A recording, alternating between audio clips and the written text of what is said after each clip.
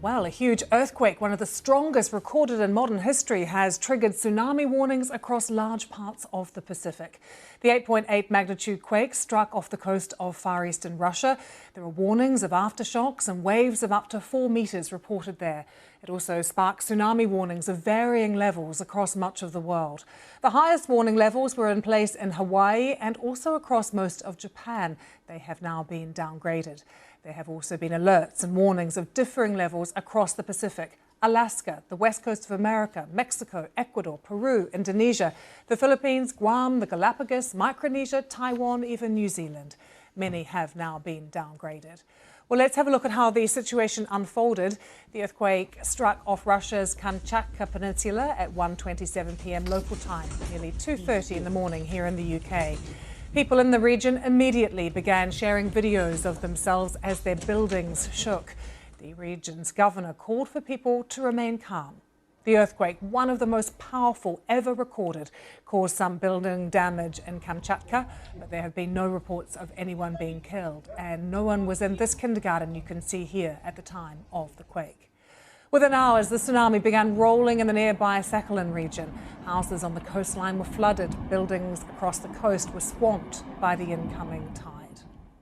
And across the Pacific, people began receiving alerts on their mobile phones, urging them to get to higher ground, including this one, live on BBC News.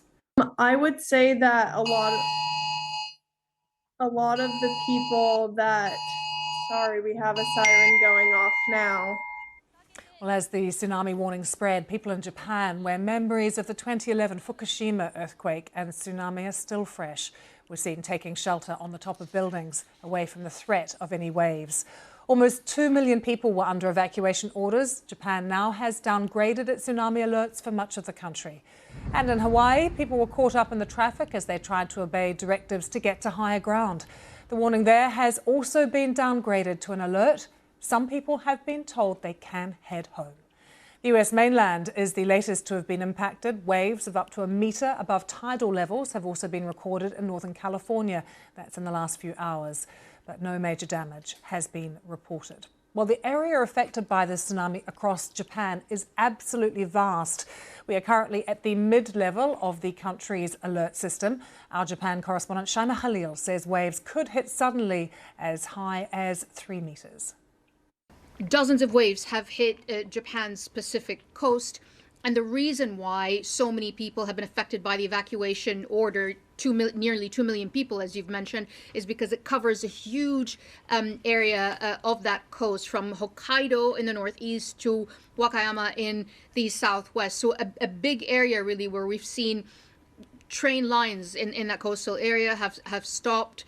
We've seen a Sendai airport, a coastal airport that has been closed, grounding 21 planes, affecting 2,000 people. But mainly the main advice still remains, which is even if we have these waves that have hit the coastal as high as 1.3 meters, as you say, they could go as high as to 3 meters, and they could hit suddenly. That's the message from the meteorological agency as they try to continue to assess how high these waves are, how hard they're going to hit, and which areas as well.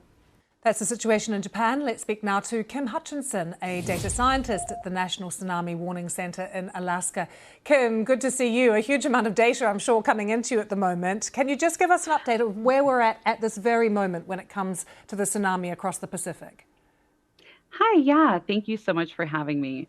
Currently, we are seeing water levels hitting the United States West Coast, so Alaska, Oregon, California, and we're seeing them mostly in the level between zero point 0.3 meters to 1 meter, and that's what we call an advisory here. So that's when we worry about coastlines and harbors having damage, but we're not necessarily worried about the tsunami flooding onto shore. So what's your advice to people in those areas, Kim? Stay away from the beaches. Right. Today's not the day to go suntanning. And stay away from the harbors. Tsunamis can last a long time, and this one is still hitting. Is there a concern about aftershocks, Kim? Aftershocks are a common part of earthquakes. This was a really large earthquake, though. All I can say is we're here, we're prepared, we're a 24-hour center, and if it happens, we'll be ready. Can you explain to us what actually happened after the earthquake with the Pacific Ocean? What effect did it have? Yeah, so you can think of the ocean almost like water in a bathtub. Imagine you slip your hand to the bottom of that bathtub and push it up really suddenly. That water is going to move in all directions and it's going to start sloshing over the sides. And it's not just one wave, it's a series of waves. And often the first one is not the largest. So that's what happened to our ocean. And our ocean is many kilometers deep and incredibly wide. So that much water being displaced is really powerful and really damaging. It's a huge amount of water, Kim. What is the impact potentially of this in terms of the coming hours and the coming days? For now, we are pretty lucky. And in the United States West Coast, we are looking at mostly less than 1 meter of water, which again means damages to coastlines and harbors, but luckily not much inundation on land. The only part that we still have in a warning, which is potentially over 1 meter of water, where we do start worrying about water flooding onto land, is a small portion of Northern California. And we're hoping that as we get more water data, we can start to downgrade. Yeah, Kim, I did hear a few hours ago, though, that there are concerns that this can sometimes last a couple of days. That was a real concern in Japan as well. Has that gone away, that worry? No, this is an event that can last many more hours.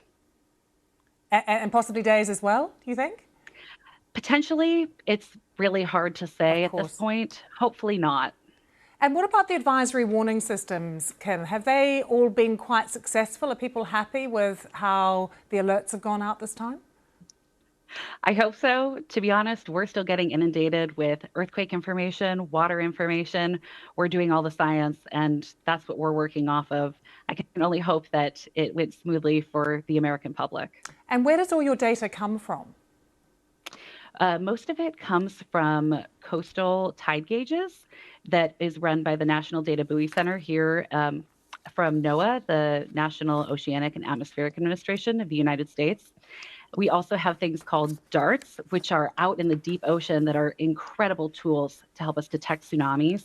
And that DART stands for Deep Ocean Assessment and Recording of Tsunamis. And we use those in this event, multiple ones, to help us downgrade and determine what the level of danger was to the United States West Coast hours before the wave hit. Kim, great to have you with us. Thanks so much for explaining that all so clearly to us. I can bring you an update that we've just been receiving from Russian authorities, actually. We know that this earthquake struck the Kamchatka Peninsula, I was telling you earlier, at about 1:27 p.m. local time. We have some pictures for you here from that region of Russia. We are just hearing from the authorities that they have lifted their tsunami warning for the Far East Kamchatka region as well. So the earthquake had this initial damage that we're seeing, some building damage there. No one killed though, luckily, and there were some houses that were flooded. But the actual tsunami warning for this region has now been lifted, we understand.